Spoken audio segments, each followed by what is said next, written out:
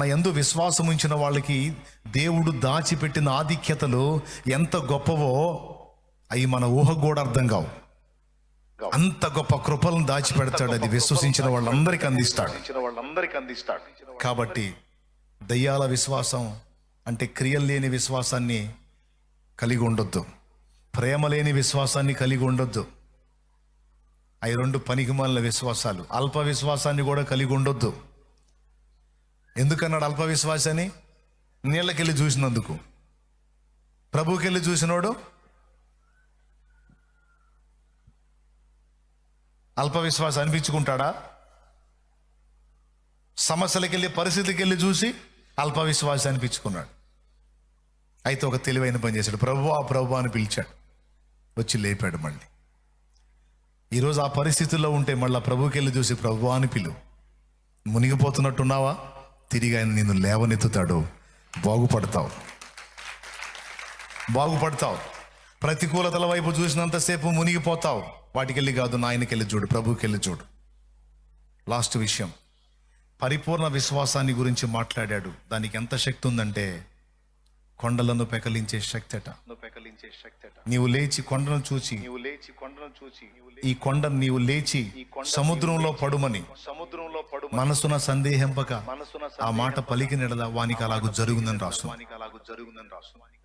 ప్రార్థనలో అడుగుచున్న వేళను పొంది ఉన్నామని నమ్మండి, అవి మీకు అనుగ్రహించబడతాయని రాస్తుంది. కాబట్టి దిక్కుమాలిన లాజిక్కులన్నీ దేవులు ఆడుకొని అది జరిగిద్దంటావా, ఇది జరిగిద్దంటావా, అట్టెట్ట జరిగిద్దిలే, ఇట్టెట్ట జరిగిద్దిలే, ఇట్లాంటి దిక్కుమాలిన ఆలోచనలు పెట్టుకోకుండా విశ్వసించిన వారందరి జీవితాల్లో కార్యాలు చేస్తాడు నా దేవుడు.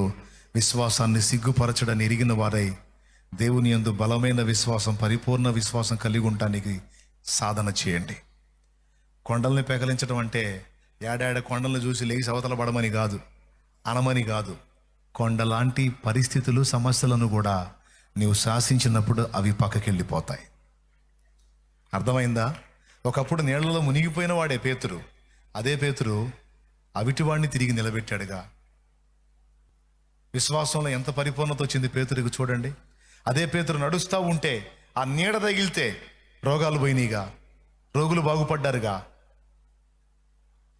అదే విశ్వాసం కలిగిన పౌలు చేతిగుడ్డలు, నడికట్లు తగిలితే భయంకర జబ్బులు జనాలు వదిలిపెట్టిపోయినాయిగా, రోగాలు పోయినాయిగా. కాబట్టి ప్రియులారా, అల్ప విశ్వాసాలను విసర్జించండి. దేవుని యందు స్థిర విశ్వాసం కలిగి ముందుకు సాగండి. ఇంతవరకు కార్యాలు చేసింది నీ విశ్వాసాన్ని బట్టే దేవుడు చేశాడు. ఇప్పుడు ఆ విశ్వాసం నీలో సన్నగిల్లిపోయింది. ఇప్పుడు లాజిక్ వచ్చింది నీ దగ్గరికి. ఒకప్పుడు దేవుని కార్యాలని చిన్నబిడ్డలాగా విశ్వసించిన నువ్వు ఇప్పుడు అన్ని లాజికల్గా ఆలోచించడం మొదలుపెట్టి అసాధ్యం అనుకుంటున్నావు. నీకు అసాధ్యమైన దేవుడికి కూడా అసాధ్యమవుతాయా? దేవునికి సమస్తము సాధ్యమే. పొడగటిగా దేవునికి సమస్తము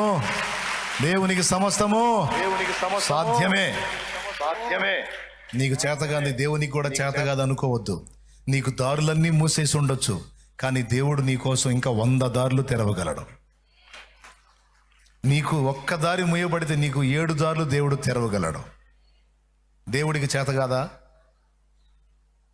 కాబట్టి అలాంటి బలీయమైన విశ్వాసాన్ని సాధన చేయండి. నువ్వు ఎంత విశ్వాసాన్ని కలిగి ఉంటావో అంత కార్యాన్ని పొందుతావు.